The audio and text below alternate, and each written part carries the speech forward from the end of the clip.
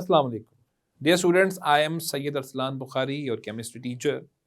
बेटा हम लोगों ने चैप्टर नंबर 5 को बहुत डिटेल के साथ स्टडी किया है और तमाम टॉपिक्स में बहुत ज़्यादा एक्सप्लेनेशन के साथ तमाम कॉन्सेप्ट्स आपको प्रोवाइड किए हैं। लेकिन बेटा एक्सरसाइज करना बहुत ज़रूरी होता है। इस लेक्चर के अंदर हम देखेंगे कि चैप्टर नंबर 5 के अंदर एक्सरसाइज में कौन कौन से क्वेश्चंस दिए गए हैं, कौन कौन से क्वेश्चंस बोर्ड में टारगेट होते रहे हैं और आपने किस तरीके से करना है। तो चलिए आपको लेके चलते हैं चैप्टर नंबर 5 की एक्सरसाइज में और देखते हैं कि एक्सरसाइज को किस तरीके से सॉल्व करना है। Welcome, dear students. Today we are going to solve the exercise of chapter number 5 named as the halogens and the noble gases. Students, in the first part we are going to solve the fill in the blanks. So let's solve the first one, which states that the halogen with the highest electronegativity is. तो बेटा आपको पता है कि सबसे ज़्यादा जो electronegativity हमें मिलती है फ्लोरीन की। सो हम यहाँ पे लिखेंगे फ्लोरीन, इट्स फ्लोरीन, और वो आपको पता ही है 4.0 होती है। स्टूडेंट्स अब आते हैं सेकंड वन पे, that is HI is dash agent. Hydrogen iodide के बारे में हमें पता है कि वो एक रिड्यूसिंग एजेंट होता है, तो हम यहाँ पे लिखेंगे कि वो एक रिड्यूसिंग एजेंट है। Third one, the only halogen acid which is not a strong acid is AHF। बेटा हमने इसको बहुत डिटेल में डिस्कस किया था कि इसमें बड़ी स्ट्रॉन्ग हाइड्रोजन बॉन्डिंग होती है, due to which it has very strong forces and it do not loses its H positive, जिसकी वजह से ये एक वीक एसिड कहलाता है। नंबर 4 पे आते हैं students, tincture of dash is common antiseptic. हमने पढ़ा था आयोडीन का जो टिंक्चर होता है वो एक कॉमन एंटीसेप्टिक के तौर पर इस्तेमाल होता है। Students fifth one is the halogen with the lowest melting and boiling points. आपको पता ही है मेल्टिंग और बॉइलिंग पॉइंट के बारे में मैंने आपको बताया था कि मेल्टिंग और बॉइलिंग पॉइंट का जो ट्रेंड होता है ना, वो असल में इंक्रीज करता है, इट इंक्रीजेस। मैं हैलोजेंस की बात आपके साथ कर रहा हूँ। इट इंक्रीजेस किस तरफ? जहाँ पे एटॉमिक नंबर जो है ना बेटा वो इंक्रीज करता है। तो एटॉमिक नंबर के इंक्रीज करने के साथ साथ मेल्टिंग और बॉइलिंग पॉइंट इंक्रीज करता है। तो इसका मतलब है कि सबसे जो पहला एलिमेंट होगा दैट इज़ फ्लोरीन, उसकी मेल्टिंग और बॉइलिंग पॉइंट जो है वो सबसे कम होगा, और ऐसा ही होता है। Sixth one is bleaching powder is prepared from. हमने देखा था बेटा दो चीज़ों को हम मिक्स करते हैं, एक है कैल्शियम हाइड्रो ऑक्साइड जिसका फॉर्मूला है CaOH होल ट्वाइस, और बेटा हमने पढ़ा था कि इसके अंदर से हम कौन सी गैस पास करते हैं, क्लोरीन गैस पास करते हैं, तो फिर ब्लीचिंग पाउडर जो है वो प्रोड्यूस होता है। So calcium hydroxide and chlorine gas. Number 7th, dash is the halogen which causes burns on the skin which heals slowly। तो हमने पढ़ा था कि ब्रोमीन जो होता है वो एक ऐसा हैलोजन है जो ब्रूसेस क्रिएट कर देता है स्किन के ऊपर, और वो फिर जल्दी करके हील नहीं होते। नंबर 8 पर आते हैं, dash is used for making unshrinkable wool. तो बेटा ये आपने पढ़ा था कि ब्लीचिंग पाउडर के यूजेस के अंदर लिखा हुआ था कि ब्लीचिंग पाउडर अनश्रिंकेबल वूल जो है उसको बनाने के काम आता है। Number 9 is A mixture of dash and dash is used for breathing by the sea divers। तो हमने पढ़ा था कि इसमें जो सी डाइवर्स होते हैं चूँकि उनको इंक्रीज्ड प्रेशर फेस करना पड़ता है स्टूडेंट्स, इसलिए वो मिक्सचर लेके जाते हैं हीलियम गैस का और साथ में ऑक्सीजन गैस का एक फिक्स्ड परसेंटेज के अंदर मिक्सचर लेकर जाते हैं, जिसकी वजह से क्या होता है, Dalton's law of partial pressure जो है वो अप्लाई होता है और प्रेशर इंक्रीज हो जाता है, जिसकी वजह से इंक्रीज्ड प्रेशर जो फेस करना पड़ता है उसको आसानी से फेस कर लिया जाता है और ऑक्सीजन को इनहेल भी कर लिया जाता है। The last one, 10th one is noble gas use to fill fluorescent tubes. तो बेटा हमने पढ़ा था कि फ्लोरेसेंट ट्यूब्स के अंदर हम क्रिप्टॉन को यूज़ करते हैं। सो क्रिप्टन एक ऐसी गैस है जिसको हम आमतौर पे फ्लोरेसेंट ट्यूब्स के अंदर यूज़ करते हैं और वो फिर फ्लोरेसेंस यानी काफ़ी तेज़ लाइट जो है वो प्रोड्यूस करता है। सो स्टूडेंट्स अब मूव करते हैं दूसरे पार्ट की तरफ, ट्रू एंड फॉल्स। उसमें लिखा हुआ है first one is HF is used for etching glass. So it's you people know that it's true. तो इसको हम ट्रू लिखेंगे. सो ये वाकई ही ट्रू है कि HF जो है वो एचिंग के लिए इस्तेमाल होता है. स्टूडेंट सेकेंडली हम आते हैं HI is weaker reducing agent as compare to HF. तो बच्चों को पता चल चुका होगा कि ये एक फॉल्स स्टेटमेंट है, क्योंकि HI जो है वो एक ज़्यादा अच्छा, वो एक स्ट्रॉन्ग रिड्यूसिंग एजेंट होता है एज कम्पेयर टू HF.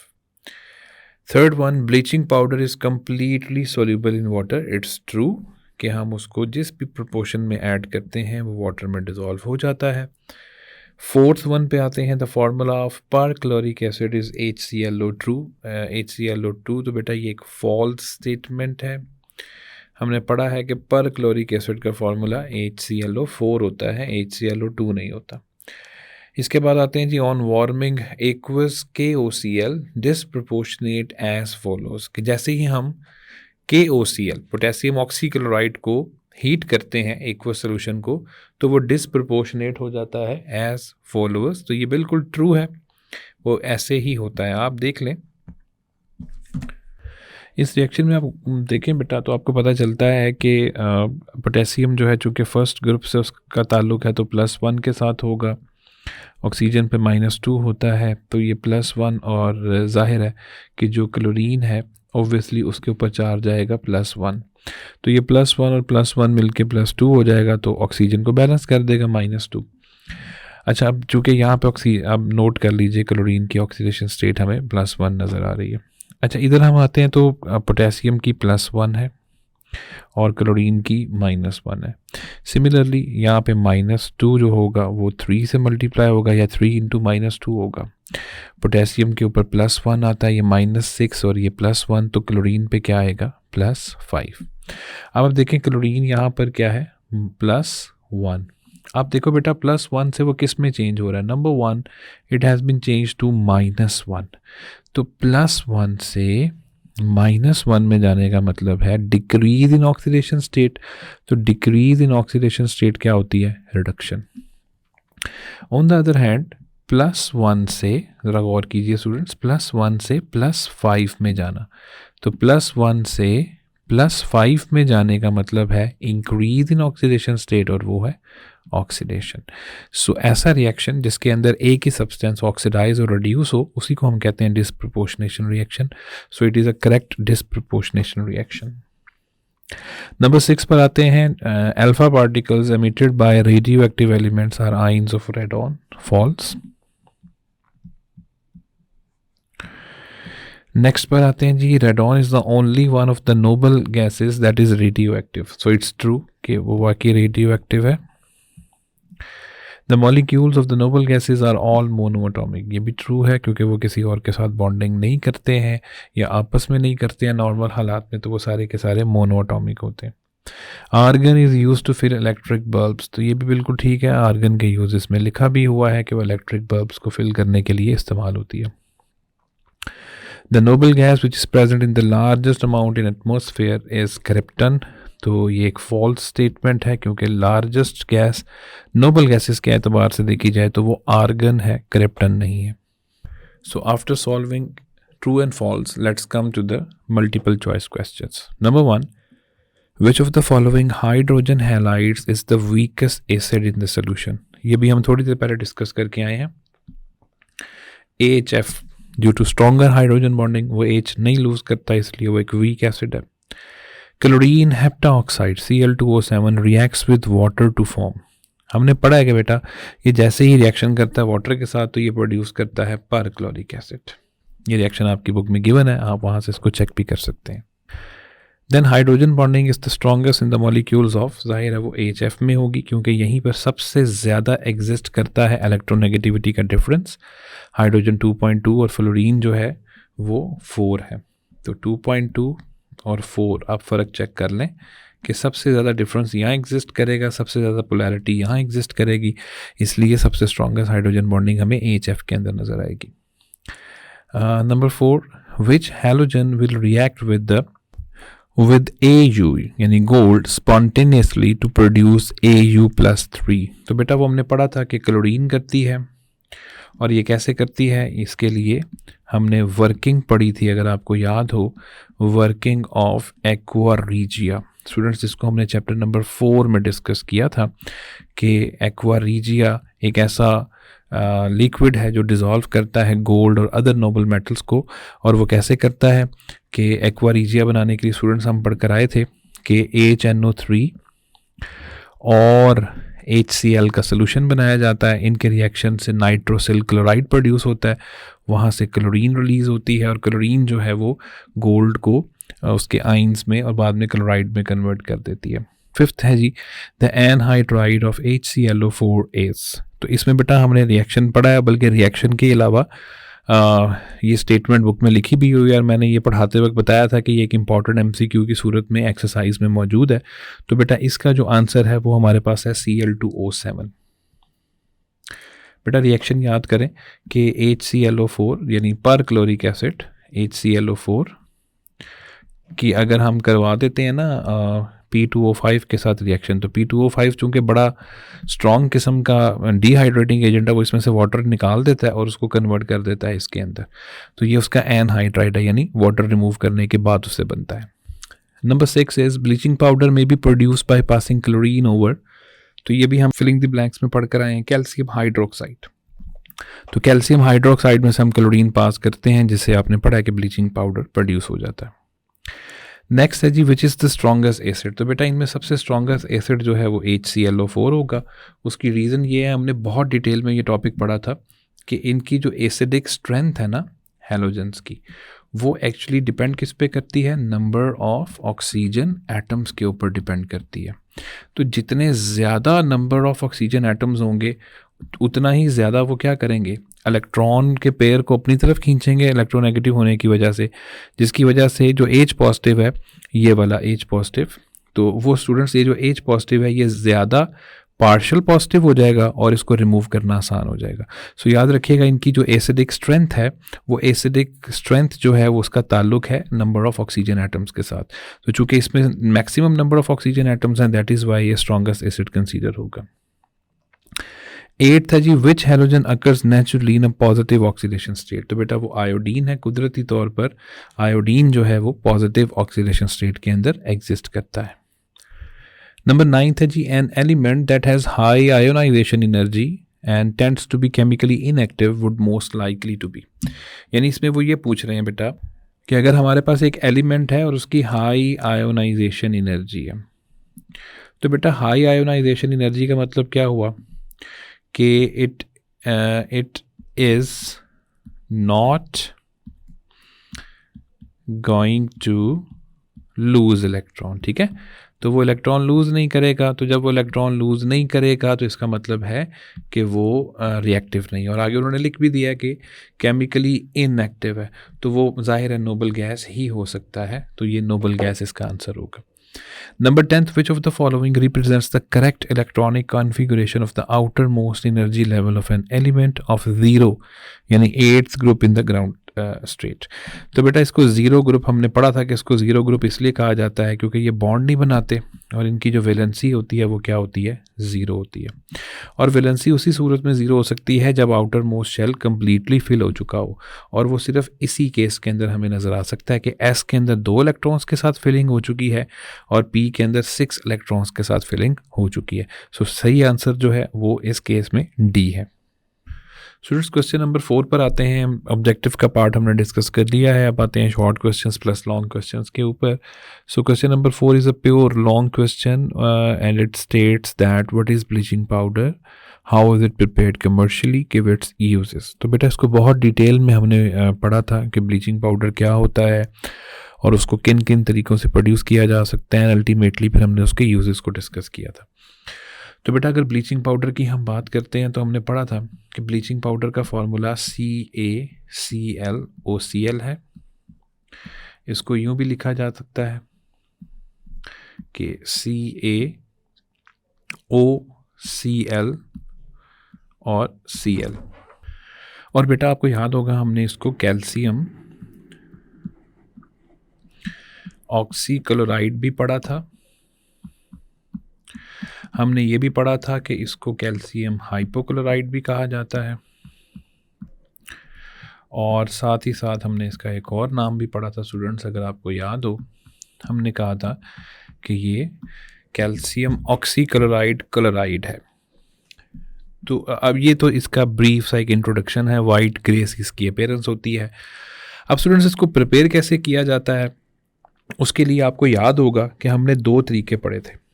एक हमने हेज़न-क्लेवर्स मेथड पढ़ा था,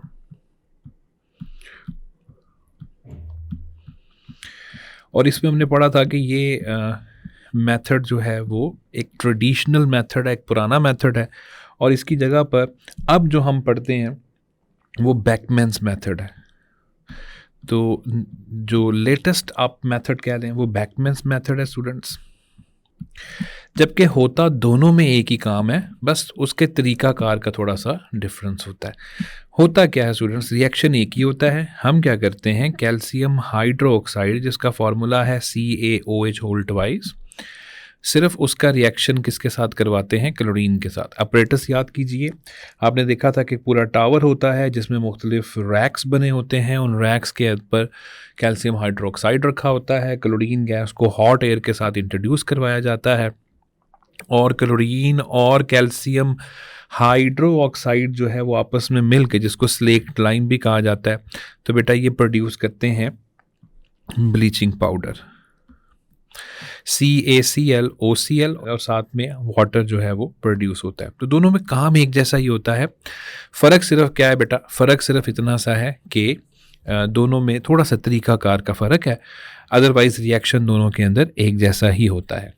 तो स्टूडेंट्स ये इसकी प्रिपरेशन है। अब लॉन्ग क्वेश्चन में है, ज़ाहिर है इसको फिर वो आप लोग बुक से देख लीजिएगा जिस तरीके से मैंने आपको बताया था। बाकी अगर इसके यूजेस की बात की जाए तो बेटा यूजेस में नाम से ही पता चल रहा है, ब्लीचिंग पाउडर का मतलब है कि it will act as bleach, और ब्लीच के बारे में मैंने आपको बताया था कि ऐसा सब्सटेंस जो इन्हेंस करता है वाइटनिंग को, उसको हम ब्लीच का नाम देते हैं। ये ग्रीस और बाकी चीज़ों के दाग धब्बे जो कपड़ों पे लगे होते हैं उनको रिमूव करने के लिए इस्तेमाल होता है।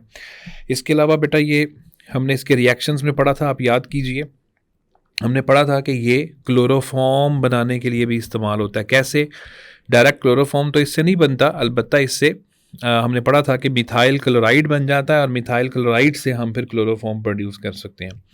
इसके अलावा स्टूडेंट्स ऊपर यूज़ एक गुजर चुका है कि ये श्रिंकेबल वूल बनाने के काम आता है। So these are the uses जिनको हमने बहुत ज़्यादा डिटेल के साथ लेक्चर में पढ़ा था, और मैंने बहुत सारे एक्स्ट्रा यूजेस भी आपको इसमें करवा दिए थे। तो ये एक लॉन्ग क्वेश्चन है जिसमें ब्लीचिंग पाउडर, उसकी प्रिपरेशन और एंड पे उसके यूजेस को डिस्कस किया गया है। Students, let's move on to question number 5. Part A discuss the oxides of chlorine, और oxides के बारे में हमने पढ़ा था कि these are the compounds of oxygen। तो अगर हम क्लोरीन के ऑक्साइड्स की बात करते हैं तो दो ऑक्साइड्स जो हैं वो आपके कोर्स के अंदर बताए गए हैं। एक का नाम है क्लोरीन हेप्टा ऑक्साइड जिसका फॉर्मूला है Cl2O7, और एक है क्लोरीन डाइऑक्साइड जिसका फॉर्मूला है ClO2। तो बेटा ये दो जो है वो आपके कोर्स के अंदर मौजूद हैं। अगर क्लोरीन डाइऑक्साइड की बात की जाए तो स्टूडेंट्स हमने पढ़ा है कि क्लोरीन डाइऑक्साइड को प्रोड्यूस जो है वो किस तरीके से किया जा सकता है। अगर आपको तरीका याद हो, उसमें हमने क्या किया था, पोटेशियम क्लोरेट इस्तेमाल किया था KClO3, और इसके अंदर हमने ऐड किया था H2C2O4। अब बहुत सारे बच्चे सोचेंगे, वो कहेंगे सर ये H2C2O4 क्या है। बेटा ये है ऑक्सैलिक एसिड, आप इसको यूं भी लिख सकते हैं COOH होल ट्वाइस। असल में बेटा जो रिएक्शन होता है ना वो तो होता है between KClO3 and sulphuric acid. असल में मेन जो रिएक्टेंट्स हैं बेटा वो ये दो हैं, KClO3 पोटेशियम क्लोरेट और कॉन्सेंट्रेटेड सल्फ्यूरिक एसिड। ठीक है बेटा, तो असल तो ये है कॉन्सेंट्रेटेड सल्फ्यूरिक एसिड।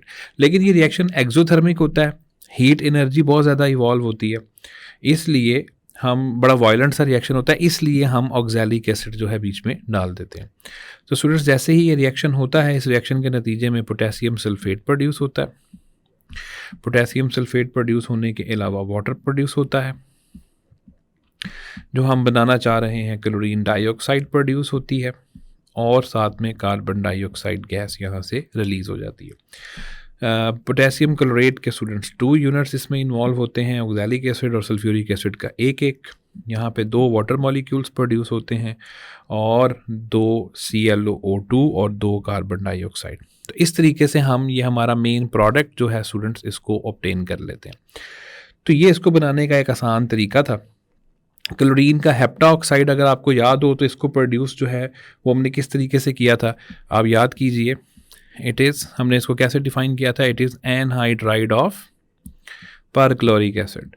तो ये परक्लोरिक एसिड का क्या था, एनहाइड्राइड था, ठीक है। और कैसे बनेगा, जाहिर है मैं यहाँ पे इस रिएक्शन को लिखता हूँ कि ये रहा हमारे पास HClO4 परक्लोरिक एसिड, जस्ट हम उसकी डिहाइड्रेशन करवा देते हैं बेटा P2O5 की मौजूदगी में, और उससे क्या प्रोड्यूस कर देते हैं, उससे प्रोड्यूस होता है क्लोरीन का हेप्टाऑक्साइड Cl2O7 और HPO2 यहाँ से रिलीज़ हो जाता है HPO3। सो ये 2 यूनिट्स HPO3 के यहाँ से मेटाफॉस्फोरिक एसिड जिसको कहा जाता है वो यहाँ से प्रोड्यूस हो जाते हैं और 2 यूनिट्स परक्लोरिक एसिड के इस्तेमाल होते हैं। तो ये असल में एनहाइड्राइड है किसका, परक्लोरिक एसिड का। तो ये तो इन दोनों की प्रिपरेशन हो गई बेटा। इसके अलावा अगर इसकी कुछ प्रॉपर्टीज़ की बात की जाए तो वो भी हमने डिस्कस की थी कि ये पेल येलो कलर में होता है, ये इसकी अपीयरेंस है। और आम तौर पे इसको बनाने का ये तरीका आपकी बुक में गिवन है। इसके अलावा अगर हम इसकी बात करें क्लोरीन हेप्टाऑक्साइड की, तो ये इसका परक्लोरिक एसिड का एनहाइड्राइड है। और इसके अलावा हमने पढ़ा था कि इसको ये जो रिएक्शन है ये -10 डिग्री आइसिंग टेम्परेचर के ऊपर ये रिएक्शन करके हम इसको प्रोड्यूस कर सकते हैं। इसके अलावा बेटा आपको याद होगा इसकी हमने कुछ टेम्परेचर वेरिएशंस पढ़ी थी और वो आपको याद होनी चाहिए, पता होनी चाहिए कि ये येलो से कलर का हमने पढ़ा था कि गैस होती है, लेकिन कब तक होती है, 11 डिग्री सेल्सियस। 11 डिग्री सेल्सियस से ऊपर तक ये क्या होती है, पेल येलो सी एक गैस होती है। लेकिन जैसे ही हम इसका टेम्परेचर कम करते हैं तो बेटा ये पेल येलो से रेडिश ब्राउन कलर के अंदर चेंज हो जाती है। और ये मैंने वहाँ पे आपको लेक्चर के दरमियान में पूरी डिटेल इसकी प्रोवाइड की थी। सो इस तरह की कुछ चीज़ें जो हैं वो इस टॉपिक के अंदर स्टूडेंट्स हम लिख सकते हैं। आगे मूव करते हैं बी पार्ट की तरफ। What are disproportionation reactions, explain your answer with an example. तो बेटा हमने पढ़ा हुआ है कि डिसप्रपोर्शनेशन रिएक्शन क्या होता है, इसको कहा जाता है कि it is self oxidation reduction reaction, ठीक है। इसको सेल्फ ऑक्सीडेशन रिडक्शन रिएक्शंस कहा जाता है। इसमें क्या होता है, अ सिंगल, इसका प्रिंसिपल सुन लें, a single atom gets oxidised, और एक एटम भी हो सकता है, एक मॉलिक्यूल भी हो सकता है। A single atom gets oxidised and reduced at the same time. एक ही वक्त में एक ही रिएक्शन के अंदर एक ही सब्सटेंस ऑक्सीडाइज भी होता है और वो रिड्यूस भी होता है। इसकी एक कॉमन सी एग्जांपल स्टूडेंट्स मैंने लेक्चर पढ़ाते वक्त आपको दी थी, अगर आपको याद हो, कि जैसे ही हम HCl, बेटा इसकी एक कॉमन सी एग्जांपल मैंने आपको प्रोवाइड की थी, याद कीजिए। मैंने कहा था जब हम क्लोरीन गैस को वाटर के अंदर ऐड करते हैं, यानी वाटर की क्लोरीनेशन करते हैं, तो वहाँ से 2 एसिड्स प्रोड्यूस होते हैं। HCl प्रोड्यूस होता है और साथ में क्या प्रोड्यूस होता है, HClO।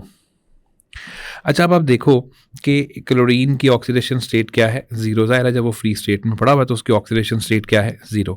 HCl के अंदर उसकी ऑक्सीडेशन स्टेट क्या होती है बेटा, HCl के अंदर उसकी ऑक्सीडेशन स्टेट होती है -1।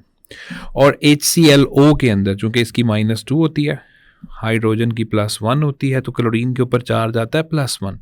तो बेटा आप देखो eight the same time in a single reaction ये 0 से -1 में जा रहा है, मतलब रिडक्शन हो रही है, डिक्रीज इन ऑक्सीडेशन स्टेट हो रहा है, और उसी टाइम वो +1 में भी जा रहा है। और +1 में जाने का मतलब है कि ऑक्सीडेशन हो रही है, इंक्रीज इन ऑक्सीडेशन स्टेट हो रही है। तो इस तरह के रिएक्शंस को कहा जाता है डिसप्रपोर्शनेशन रिएक्शंस। तो बच्चों आपके कोर्स में इससे रिलेटेड जो अहम एग्जांपल्स हैं वो हमने पढ़ा था, कि मैं यहाँ पे थोड़ा सा मेंशन कर देता हूँ। Reaction of chlorine gas with hot and cold sodium hydroxide, ठीक है। इसके साथ हमने रिएक्शन पढ़ा था, आपको याद होगा। तो वो रिएक्शन क्या था? रिएक्शन ये था कि NaOH जब रिएक्ट करता है किसके साथ बेटा? क्लोरीन के साथ। तो जैसे ही ये क्लोरीन के साथ रिएक्ट करता है 15 डिग्री सेल्सियस के ऊपर, तो हमने देखा था कि वहाँ से प्रोड्यूस होता है NaCl, साथ ही साथ प्रोड्यूस होता है NaClO जिसका नाम है सोडियम हाइपोक्लोराइट, और साथ में प्रोड्यूस होता है वाटर, ठीक है। ये रिएक्शन देखो बड़ा सिंपल सा है। अच्छा, फिर आगे क्या होता था? फिर आगे ये होता था कि ये NaClO यानी सोडियम हाइपोक्लोराइट जो है, हम इसको क्या करते थे? हीट करते थे। NaClO को हम हीट करते थे। इससे बेटा क्या बनता था? इससे बनता था मज़ीद NaCl, और साथ में प्रोड्यूस होता है सोडियम क्लोरेट NaClO3, ठीक है। तो ये हमारे पास बच्चों रिएक्शन हो जाता है, ठीक है जी। तो और यहाँ पे 2NaCl जो है वो प्रोड्यूस होता है। अब ये रिएक्शन आप देखो बेटा, इसमें ऊपर को हम इसको बैलेंस कर लेते हैं, 2NaOH है और बाकी इक्वेशन जो है वो बैलेंस है। अच्छा, अब जब हम इसका कंप्लीट रिएक्शन मैंने आपको समझा दिया था, इन दोनों को मिला के फिर ऑब्वियसली हम क्या करते हैं? इक्वेशन को बैलेंस करने की कोशिश करते हैं। मैं चाहता हूँ कि आप ज़रा इसके फर्स्ट स्टेप को देखें। तो बेटा जैसे ही आप फर्स्ट स्टेप को देखेंगे तो आपको समझ आएगी कि यहाँ पर जो रिएक्शन हुआ है ना, वो एक डिसप्रपोर्शनेशन रिएक्शन हुआ है। कैसे? क्लोरीन की ऑक्सीडेशन स्टेट यहाँ पे 0, यहाँ पे उसकी ऑक्सीडेशन स्टेट -1 और यहाँ पे उसकी ऑक्सीडेशन स्टेट +1। तो आप देखें, जिस तरह मैंने ऊपर एग्जांपल दिया, -1 में जाना मतलब रिडक्शन और फिर +1 में जाना ऑक्सीडेशन, इस तरह के रिएक्शंस को डिसप्रपोर्शनेशन रिएक्शंस का नाम दिया जाता है। So these are disproportionation reactions in which only a single substance like chlorine is being reduced, goes to -1 and then oxidized goes to +1 at the same time simultaneously. बच्चों question number 6 पर आते हैं। It is a very important long question, और I would request कि तमाम students जो हैं वो इसको लेक्चर को लाजमन अटेंड करें। मैंने वहाँ बहुत डिटेल में ये टॉपिक समझाया था और पूरा नॉमेनक्लेचर मैंने वहाँ पे आपको समझा दिया था कि कहाँ पर हमें पर का लफ्ज़ इस्तेमाल करना है, कहाँ पर हमें IC एसिड और कहाँ पे हमें OUS एसिड इस्तेमाल करना है। तो बेटा ये वो लेक्चर लाजमन अटेंड करें, वहाँ पर आपको इस क्वेश्चन का आसानी से जवाब मिल जाएगा। ओके बेटा, आप आते हैं क्वेश्चन नंबर 7 पार्ट ए की तरफ। How the halogen acids are ionised. तो इनके आयोनाइज होने का सारों का कॉमन तरीका है। हैलोजन एसिड्स मतलब HX, ज़ाहिर है एसिड्स हैं तो साथ में H होगा। तो बेटा जैसे ही हम इसको वाटर में डिज़ोल्व करते हैं तो ये सारे के सारे अपना H पॉजिटिव जो है वो क्या कर देते हैं? लूज़ कर देते हैं, जिसकी वजह से हाइड्रोनियम आयन प्रोड्यूस होता है, और साथ ही साथ बेटा हैलाइड आयन प्रोड्यूस होता है, यानी हैलोजन के ऊपर नेगेटिव चार्ज आ जाता है। क्योंकि ऑक्सीजन पे 2 लोन पेयर होते हैं तो वो लोन पेयर H पॉजिटिव को डोनेट किए जाते हैं, जिसकी वजह से कोऑर्डिनेट कोवलेंट बॉन्ड बना के हाइड्रोनियम आयन जो है वो प्रोड्यूस हो जाता है। अच्छा, अब इसकी एक एग्जांपल आप देख लें। मैं यहाँ पे एग्जांपल आपको दे देता हूँ HCl की। तो जैसे ही हम HCl की आयोनाइजेशन देखते हैं तो हमें पता चलता है कि H3O पॉजिटिव और साथ में Cl नेगेटिव जो है वो प्रोड्यूस होता है। तो ये है इनकी आयोनाइजेशन। लेकिन बेटा ये आयोनाइजेशन भी है और यहीं से हम उनकी एसिडिक स्ट्रेंथ को भी देखते हैं। उसकी वजह क्या है? एसिडिक स्ट्रेंथ देखने की वजह क्या है? उसकी रीज़न ये है कि आप देखो बेटा कि यहाँ पे H पॉजिटिव जो है वो ट्रांसफ़र किया जा रहा है। तो H पॉजिटिव ट्रांसफ़र करने का मतलब क्या होता है? Acidic strength. अब हमने ये देखना है कि किसकी एसिडिक स्ट्रेंथ जो है वो ज़्यादा है और किसकी कम है। तो बेटा हमने देखा था कि इसमें HF की एसिडिक स्ट्रेंथ जो है वो सबसे कम है, ठीक है। उसके बाद बारी आती है HCl की, उसके बाद यानी हम बढ़ते हुए अंदाज में जा रहे हैं, स्ट्रॉन्ग एसिड की तरफ जा रहे हैं, और HI जो होगा वो फिर इसका मतलब है सबसे स्ट्रॉन्ग एसिड कंसीडर होगा। वजह क्या है? वजह ये है कि ये बहुत जल्दी हाइड्रोजन आयन को लूज़ कर सकता है। स्टूडेंट्स उसकी रीज़न हम पढ़ के आ चुके हैं। ज़ाहिर है इसमें इलेक्ट्रोनेगेटिविटी का डिफरेंस बहुत ज़्यादा है, जिसकी वजह से ये स्ट्रॉन्ग हाइड्रोजन बॉन्डिंग क्रिएट करता है, और स्ट्रॉन्ग हाइड्रोजन बॉन्डिंग क्रिएट करने की वजह से इसका H पॉजिटिव जल्दी करके लूज़ नहीं होता। तो इसकी एसिडिक स्ट्रेंथ या वाटर के अंदर जो इसकी आयोनाइजिंग पावर है वो सबसे कम है। अब स्टूडेंट्स बी पोर्शन पे आते हैं। Why H F is a weaker acid than HCl। इसके बारे में हम अभी डिस्कस करके आ चुके हैं, मैंने रीज़न ऊपर लिखी हुई है कि पोलैरिटी ज़्यादा है, पोलैरिटी ज़्यादा होने की वजह से हाइड्रोजन बॉन्डिंग बहुत स्ट्रॉन्ग क्रिएट हुई है, और HCl के अंदर आपको पता है हाइड्रोजन बॉन्डिंग नहीं होती। तो हाइड्रोजन बॉन्डिंग HCl में कुछ कुछ केसेस में वो एक आप कह लें कि स्पेसिफिक डाइपोल फोर्सेस जिनको कहा जाता है हाइड्रोजन बॉन्डिंग की तरह की, वो क्रिएट होती हैं, लेकिन हाइड्रोजन बॉन्डिंग जो है वो बहरहाल उनके मुकाबले में हाइड्रोजन बॉन्डिंग स्ट्रांग होती है। तो इसलिए HF जो है वो जल्दी करके नहीं लूज़ किया जाता अपना H पॉजिटिव। तो हम ये लिखेंगे कि HF जो है does not lose H positive rapidly, वजह स्ट्रॉन्ग हाइड्रोजन बॉन्डिंग। तो बेटा ये बात जो है वो तमाम स्टूडेंट्स अपने जहन में रखेंगे। स्टूडेंट्स आते हैं क्वेश्चन नंबर 8 की तरफ। In the following sets arrange the substances in order of the property indicated. जो प्रॉपर्टी इंडिकेट की गई है उसके मुताबिक इनको अरेंज करेंगे। Number 1 increasing acidic character.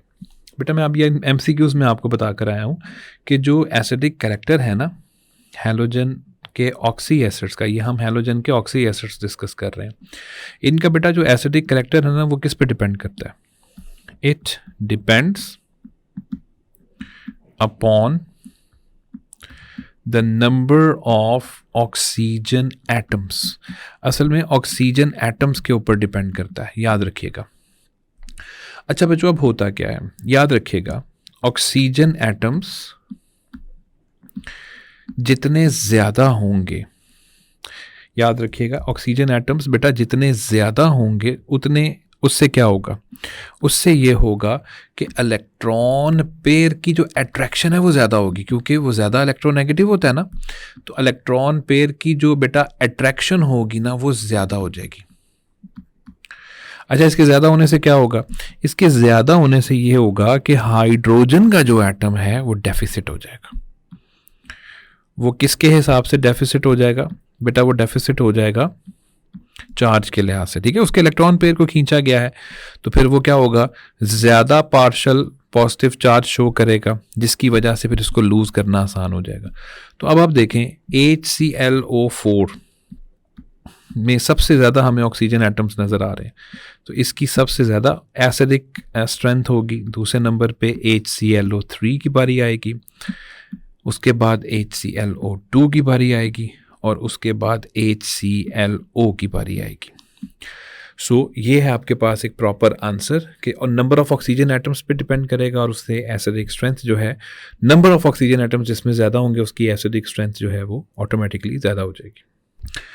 B part पे आते हैं स्टूडेंट्स, इंक्रीजिंग ऑक्सीडाइजिंग पावर। अब यहाँ पे चारों हैलोजेंस लिखे हुए हैं, फ्लोरीन, क्लोरीन, ब्रोमीन, आयोडीन, और पूछ रहे हैं कि किसकी ऑक्सीडाइजिंग पावर ज़्यादा है। तो बेटा जी ऑक्सीडाइजिंग पावर जो है, अगर हम हैलोजेंस की बात करें तो इनकी ऑक्सीडाइजिंग पावर किस पे डिपेंड करती है, याद कीजिए।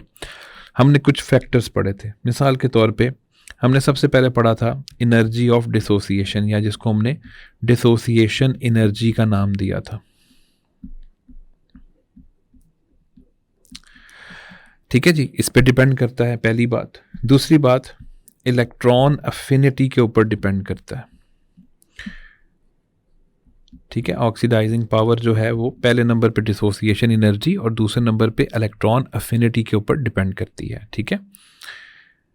और तीसरे नंबर पे हमने फैक्टर पढ़ा था हाइड्रेशन एनर्जी। तो ये 3 फैक्टर्स हैं, और ब्रोमीन और क्लोरीन के लिए एक अलग फैक्टर लिखा हुआ है, लेकिन प्राइमरी ये 3 फैक्टर्स हैं, ठीक है बेटा। तो ये हमने पढ़ा था कि ऑक्सीडाइजिंग पावर इनके ऊपर डिपेंड करती है। अब इनका ट्रेंड क्या है, डिसोसिएशन एनर्जी कम होनी चाहिए, जिसकी डिसोसिएशन एनर्जी लो होगी, इलेक्ट्रॉन अफिनिटी ज़्यादा होगी, और हाइड्रेशन एनर्जी ज़्यादा होगी, वो एक अच्छा ऑक्सीडाइजिंग पावर रखने वाला होगा। ये मैंने आपको इसका रूल बता दिया, और इसकी पूरी तफसील मैंने ड्यूरिंग लेक्चर समझाई थी। So it will have a high oxidising power. तो इसके अंदर ऑक्सीडाइजिंग पावर जो है वो क्या होगी बेटा, ज़्यादा होगी। So it will have a high oxidising power. अच्छा जी, अब ये सारी प्रॉपर्टीज़ किसके अंदर हमें सबसे ज़्यादा नज़र आती हैं? फ्लोरीन के अंदर हमें सबसे ज़्यादा नज़र आती हैं। तो याद रखिएगा ऑक्सीडाइजिंग पावर कुछ इस तरीके से होगी कि फ्लोरीन की सबसे ज़्यादा, दूसरे नंबर पे क्लोरीन की, तीसरे नंबर पर ब्रोमीन की, और बेटा याद रखिएगा सबसे कम जो ऑक्सीडाइजिंग पावर हमें नज़र आती है वो किसकी नज़र आती है? आयोडीन की नज़र आती है। तो ये एक पैटर्न जो है बेटा वो मैंने आपको बता दिया है, फ्लोरीन, क्लोरीन, ब्रोमीन, आयोडीन, किस लिहाज से? ऑक्सीडाइजिंग पावर के लिहाज से। सो स्टूडेंट्स, यहाँ तक हमने क्वेश्चन नंबर 8 को सॉल्व कर लिया है। Question number 9, and this question is that what happens when bleaching powder reacts with the following reagents. पहले नंबर पे वो हमें दे रहे हैं डिल्यूट HCl कि अगर डिल्यूट H2SO4, दूसरा excess concentrated H2SO4, ammonia and carbon dioxide. तो ये 4 कंपाउंड्स बेटा वो हमें दे रहे हैं। डिल्यूट H2SO4 के साथ बेटा अगर इसका रिएक्शन करवाया जाए तो ये बनाता है जिसको आपने नाम दिया था हाइपोक्लोरस एसिड। तो हाइपोक्लोरस एसिड प्रोड्यूस करता है, कॉन्सेंट्रेटेड फॉर्म में H2SO4 हो।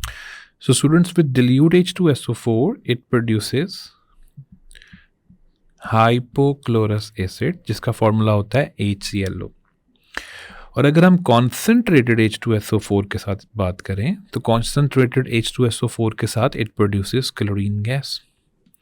स्टूडेंट्स, जब हम इसका रिएक्शन अमोनिया के साथ करते हैं तो अमोनिया के साथ रिएक्शन के नतीजे में ये नाइट्रोजन गैस प्रोड्यूस करती है, and if we react it with carbon dioxide it produces limestone.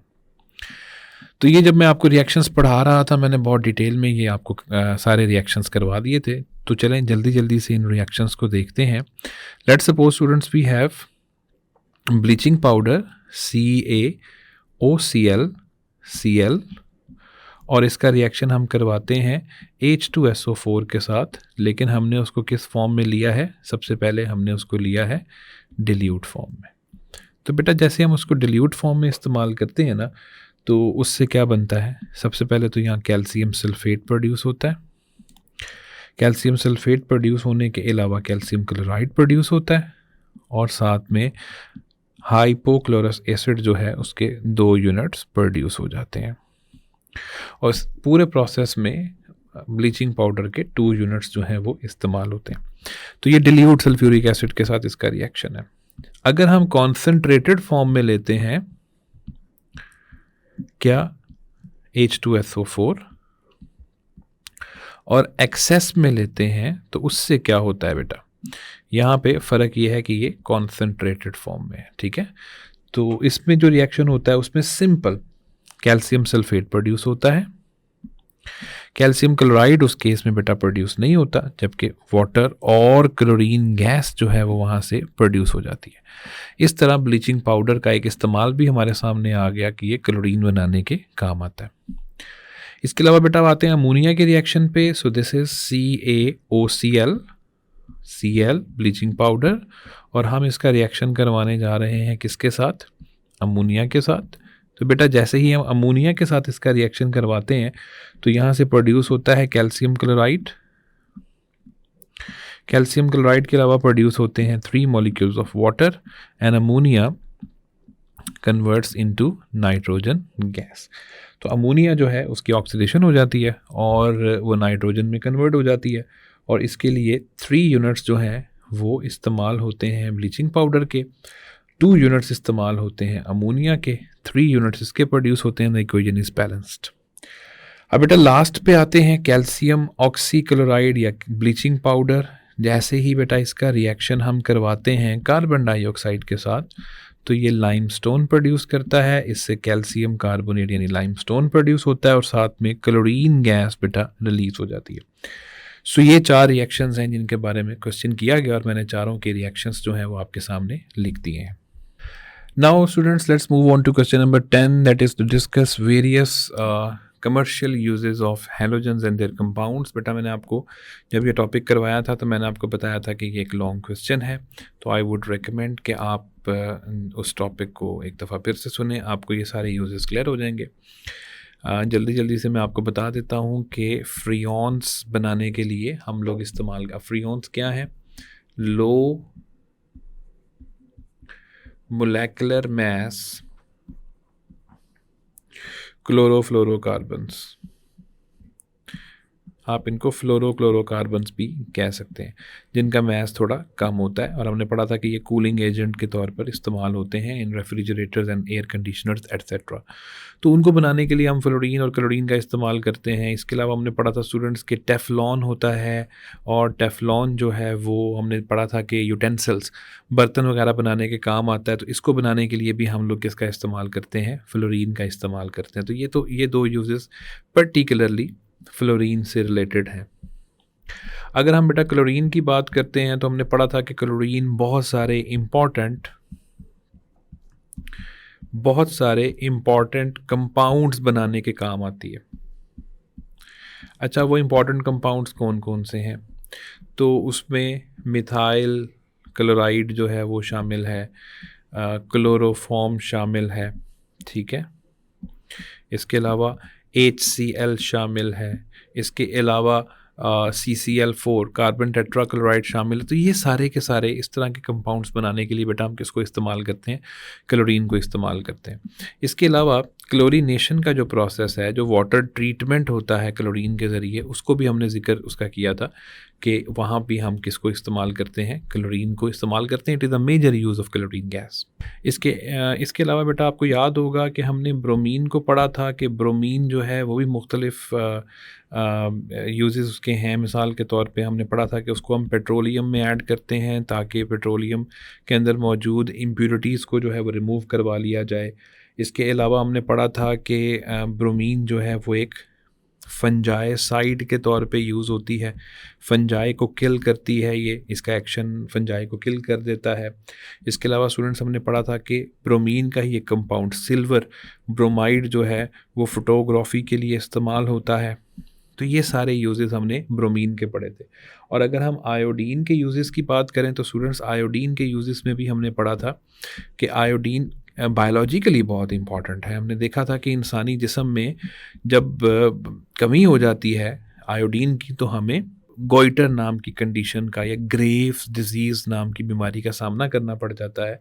और इसके अलावा भी हमने देखा था कि टिंक्चर ऑफ आयोडीन जो है और आयोडेक्स वगैरह ये सारे पेन रिलीवर्स हैं और ये मस्कुलर पेन्स के लिए या जॉइंट्स के पेन के लिए इस्तेमाल होते हैं और ये सारे के सारे आयोडीन से बनते हैं। So these are the commercial uses of halogens. Now students, let's move on to the question number 11, which states that what are noble gases? Explain their inertness on the basis of their electronic configuration. तो बेटा जी noble gases क्या हैं? सबसे पहले तो हम ये देखते हैं, हमें पता है कि पीरियोडिक टेबल का ग्रुप नंबर 18 है।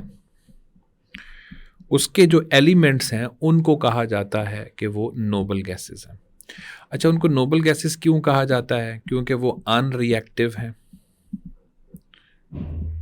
और वो अनरिएक्टिव क्यों हैं? क्योंकि उनका कंप्लीट ऑक्टेट पाया जाता है नेचुरली। तो कुदरती तौर पे उनका ऑक्टेट कंप्लीट है। तो जब उनका ऑक्टेट कंप्लीट है तो इसका मतलब क्या है कि वो किसी के साथ भी बॉन्डिंग क्रिएट नहीं करेंगे, और इसीलिए उसको ज़ीरो ग्रुप भी कहा जाता है। क्योंकि उनकी जो वैलेंसी होती है बच्चों, इनकी जो वैलेंसी होती है, चूँकि वो कितनी होती है? ज़ीरो, इसलिए हम कह देते हैं कि ये ज़ीरो ग्रुप है। क्योंकि वो किसी के साथ रिएक्ट नहीं करते तो इसलिए उनकी वैलेंसी जो है वो ज़ीरो होती है। इसमें एलिमेंट्स कौन कौन से आते हैं बेटा? हीलियम, नियॉन, आर्गन, क्रिप्टन, जीनन और रेडॉन। सो ये वो सारे एलिमेंट्स हैं जो इसके अंदर पाए जाते हैं। इनकी एक खूबी क्या है कि ये सारे के सारे मोनो एटॉमिक मॉलिक्यूल्स हैं। अब बहुत सारे बच्चे सोचेंगे, वो कहेंगे सर मॉलिक्यूल्स तो हमने पढ़ा हुआ है, ग्रुप ऑफ एटम है, तो ये तो ग्रुप ऑफ एटम्स नहीं है। तो बेटा याद रखिएगा, जो एक स्टेबल एटम होता है ना, हम उसको भी मॉलिक्यूल कह देते हैं। तो स्टेबल यूनिट जो होता है ना वो असल में मॉलिक्यूल है। तो अगर एक एटम भी स्टेबल हो जाता है, जो कि ये है, तो फिर ये क्या हो जाएंगे, ये मॉलिक्यूल्स कहलाएंगे। तो ये मोनोटॉमिक मॉलिक्यूल्स जो हैं वो पाए जाते हैं। अब इनकी इलेक्ट्रॉनिक कॉन्फ़िगरेशन क्या है बेटा? इनकी इलेक्ट्रॉनिक कॉन्फ़िगरेशन ये बता देती है कि जनाब ये किसी के साथ रिएक्शन नहीं करेंगे। सो हीलियम का 2 है तो 1s2, नियॉन का 10 है तो इसकी electronic configuration 1s2, 2s2, 2p6, shell complete.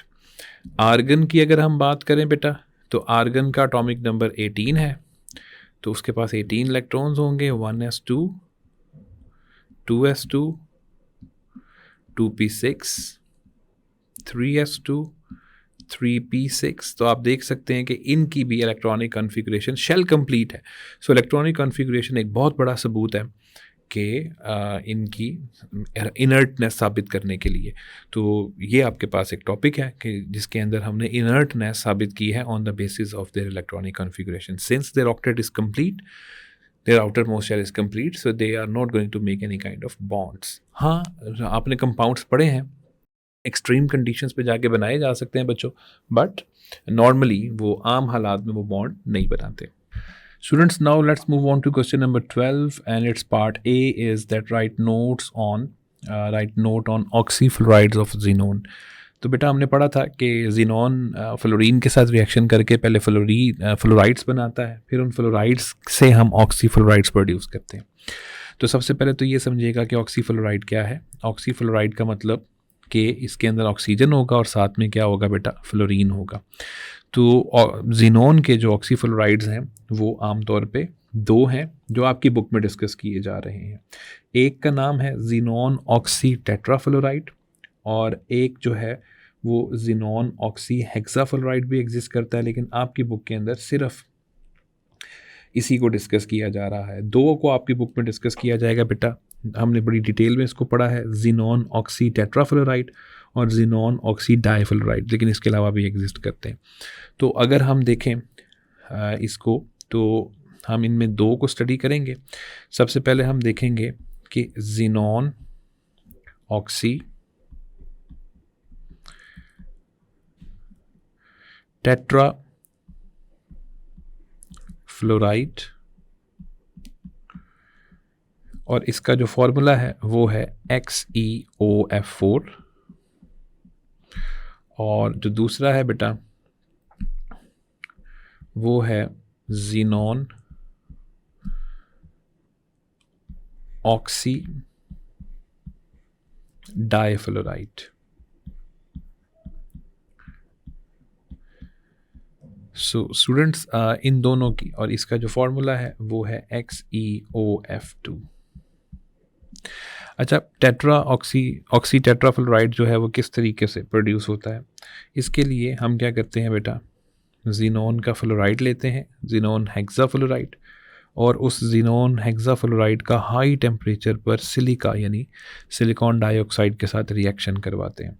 तो बेटा जैसे ही हम रिएक्शन करवाते हैं तो इससे 2 units of xenon oxy tetrafluoride जो है वो प्रोड्यूस हो जाते हैं, और साथ में सिलिकॉन टेट्राफ्लोराइड यहाँ से प्रोड्यूस होता है।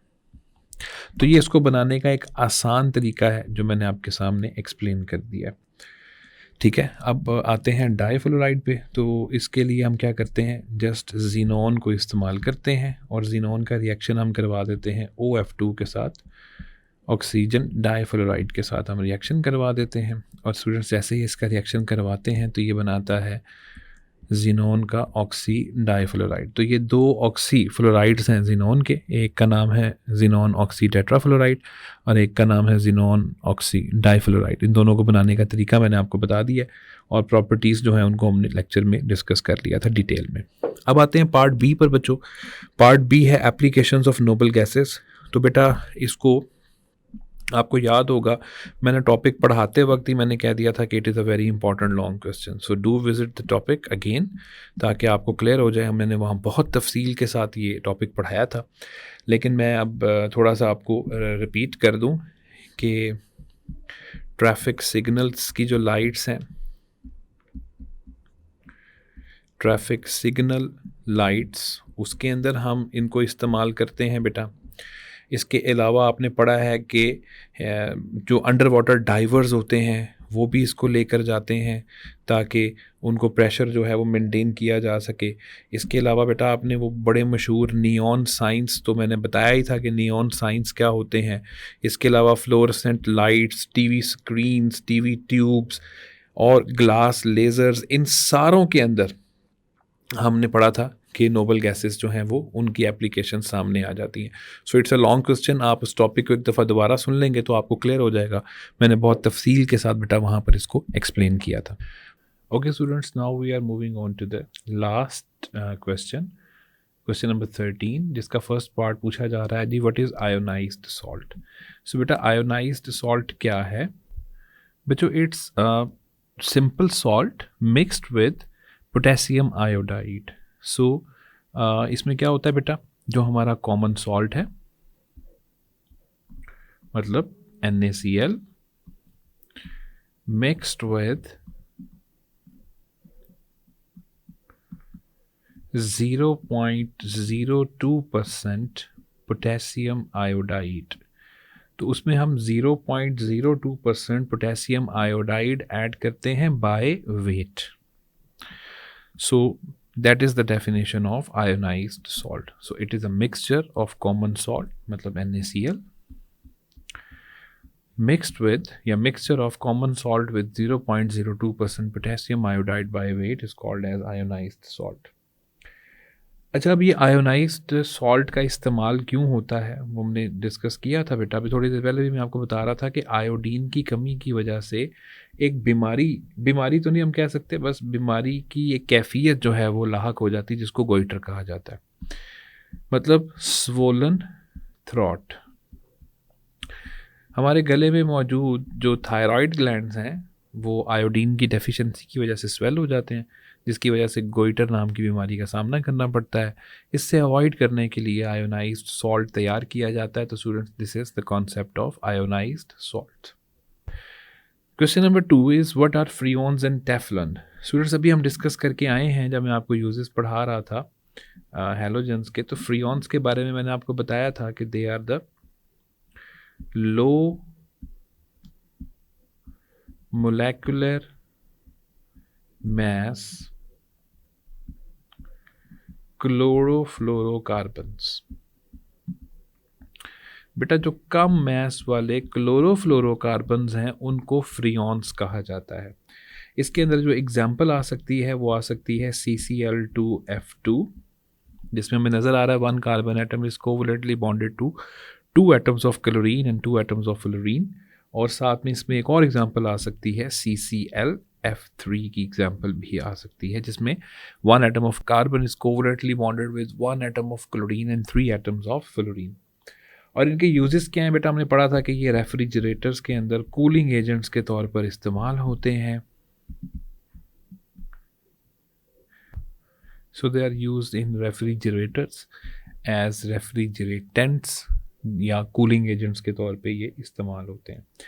स्टूडेंट्स, अगर हम टेफ्लॉन की बात करें तो टेफ्लॉन क्या है? टेफ्लॉन के बारे में ये है कि इट इज़ पॉलीमराइज्ड, यानी पॉलीमराइजेशन करने के बाद बनता है पॉलीमराइज्ड टेट्राफ्लोरो इथाइलीन कंपाउंड।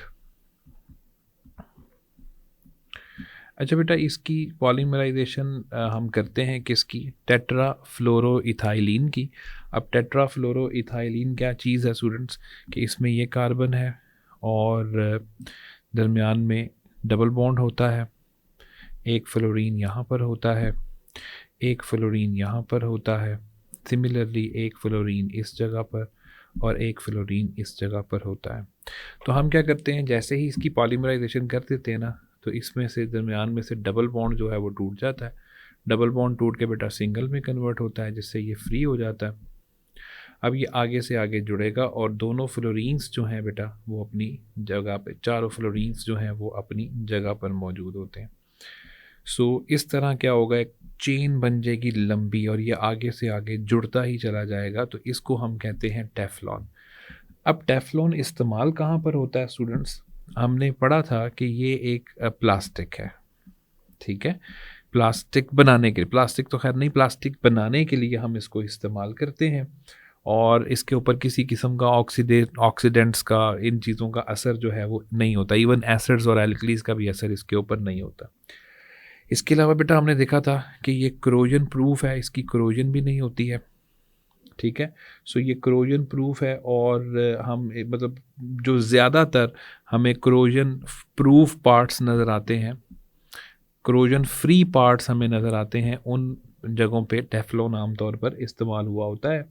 और इसके अलावा हमने और भी पढ़ा था कि नॉन स्टिक जो बर्तन होते हैं हमारे घरों में, वो आम तौर पे टेफ्लॉन से मिलके बने होते हैं, उनके ऊपर टेफ्लॉन की कह लीजिए प्रोटेक्टिव लेयर बनी होती है।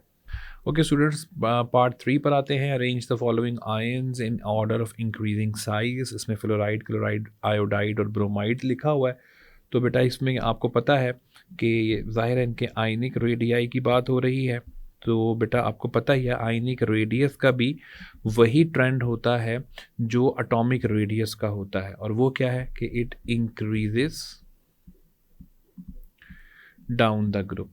क्योंकि ऊपर से नीचे जब हम जाते हैं तो उससे शेल नंबर इंक्रीज़ होता है। शेल नंबर इंक्रीज़ होने की वजह से इलेक्ट्रॉन्स न्यूक्लियस से दूर होते हैं। तो ज़ाहिर है जो सबसे ऊपर पड़ा होगा यानी फ्लोराइड आयन जो होगा वो सबसे स्मॉलेस्ट रेडियस शो करेगा। उसके बाद बारी आएगी क्लोराइड आयन की, उसके बाद बारी आएगी ब्रोमाइड आयन की, और सबसे एंड पे यानी सबसे लार्जेस्ट जो होगा वो आयोडाइड आयन होगा। सो आयोडाइड आयन जो है बेटा वो लार्जेस्ट होगा और फ्लोराइड आयन जो है वो स्मॉलेस्ट होगा। Question number 4 is why iodine has metallic lustre. हमने पढ़ा था कि आयोडीन का अपने पूरे ग्रुप में ये अनोखा ही एक कैरेक्टर है कि it has a metallic lustre, और यानी उसके ऊपर जब लाइट पड़ती है तो वहाँ से शाइन और चमक जो है वो पैदा होती है। बेटा ये मेटालिक लस्टर के पीछे इसकी रीज़न क्या है? इसकी वही रीज़न है जो आमतौर पे मेटल्स की होती है, और वो रिफ्लेक्शन नहीं है, that is excitation of electrons. अब क्या होता है, देखो बेटा एक बात ज़हन में रखो, हम यहाँ पे बात किसकी कर रहे हैं? हम बात कर रहे हैं आयोडीन की। अच्छा, आयोडीन अपने ग्रुप में सबसे नीचे पड़ा हुआ है, इसका मतलब है इसका लार्जेस्ट साइज़ होगा, ठीक है? अपने ग्रुप में इसका लार्जेस्ट साइज़ होगा। तो बेटा जितना बड़ा साइज़ होता है जाहिर है इलेक्ट्रॉन्स जो होते हैं उनकी बाउंड होना न्यूक्लियस से क्या हो जाता है? कम हो जाता है। इसका मतलब है उसको इर्द गिर्द से ज़्यादा जो है वो पोलराइज किया जा सकता है।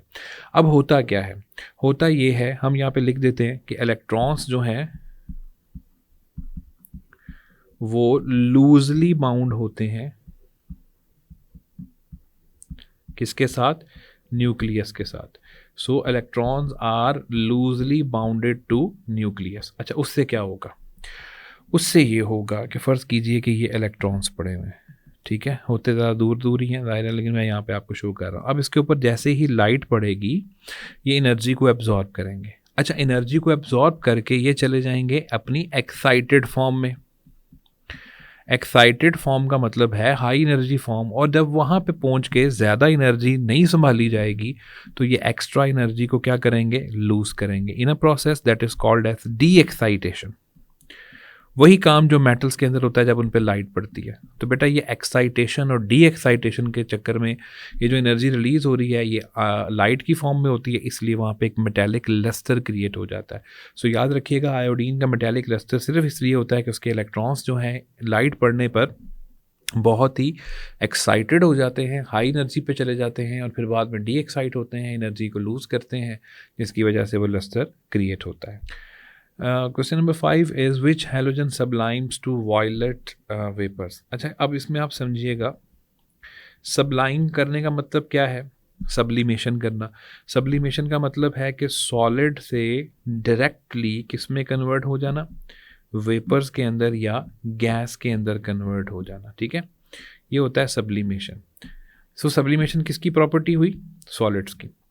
अब आप हैलोजन की बात कर लो। हैलोजन में फ्लोरीन है, क्लोरीन है, ब्रोमीन है, आयोडीन है, ठीक है?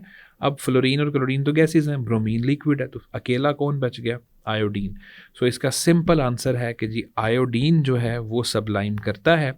उसकी रीज़न ये है कि वो एक सॉलिड है और उसके अंदर जो फोर्सेस हैं वो वीक होती हैं। बहरहाल होती ज़रूर हैं लंदन फोर्सेस, लेकिन वो वीक होती हैं और वीक होने की वजह से वो सबलाइम कर जाता है, मामूली सी हीटिंग के ऊपर भी वो वॉयलेट से कलर के वेपर्स प्रोड्यूस करता है। So question number 6, what which halogen is used as an antiseptic. तो हमने देखा है कि आयोडीन का टिंक्चर बना लिया जाए तो वो एक बहुत अच्छे एंटीसेप्टिक के तौर पर इस्तेमाल हो सकता है। सो इसका सिंपल सा आंसर होगा कि आयोडीन एंटीसेप्टिक के तौर पर इस्तेमाल हो सकता है। नेक्स्ट क्वेश्चन नंबर या part number 7, which halogen is used in water treatment to kill bacteria. तो इसके लिए हमने पढ़ा था कि क्लोरीन को हम इस्तेमाल करते हैं और chlorine when mixed in water it produces a mixture of 2 acids, जिसमें हाइड्रोक्लोरिक एसिड होता है और हाइपोक्लोरस एसिड होता है, जिसकी एक्टिविटी की वजह से बैक्टीरिया वगैरह जो है वो किल हो जाते हैं। This process is called as chlorination of water. तो क्लोरीन इसका सिंपल सा आंसर होगा। Now let's move on to the part 8 or the second last part. Name the gas which is used for earthquake protection. तो हमने पढ़ा था uses के अंदर कि radon is a gas that is used for the protection of earthquakes. And the last question is name the gas which is used in bacterial lamps. तो वो हमने uses में पढ़ा था कि xenon is the gas that is used in the bacterial lamps. और इन lamps को bactericidal lamps जो है वो कहा जाता है, क्योंकि ये बैक्टीरिया वगैरह को किल करते हैं और उसके अंदर जीनॉन जो है वो इस्तेमाल होती है। So students, that was the end of the exercise. मैं उम्मीद करता हूँ कि आप सारे बच्चों को चैप्टर के साथ साथ एक्सरसाइज की भी समझ लग चुकी होगी। इसकी प्रैक्टिस ज़रूर कीजिएगा। लेक्चर को अच्छे तरीके से सुनते हैं तो एक्सरसाइज आप खुद भी सॉल्व कर लेते हैं। बेटा अपना ख्याल रखिएगा। अल्लाह हाफिज़। जी, तो dear students, that was the exercise of chapter number 5। मैं उम्मीद करता हूँ कि सारे के सारे बच्चों को ये तमाम क्वेश्चंस की अच्छे तरीके से समझ लग चुकी होगी। इसके साथ ही चैप्टर रिवाइंड भी हो गया। बेटा इस एक्सरसाइज को अच्छे तरीके से कीजिएगा। अपना ख्याल रखिएगा। अल्लाह हाफिज़।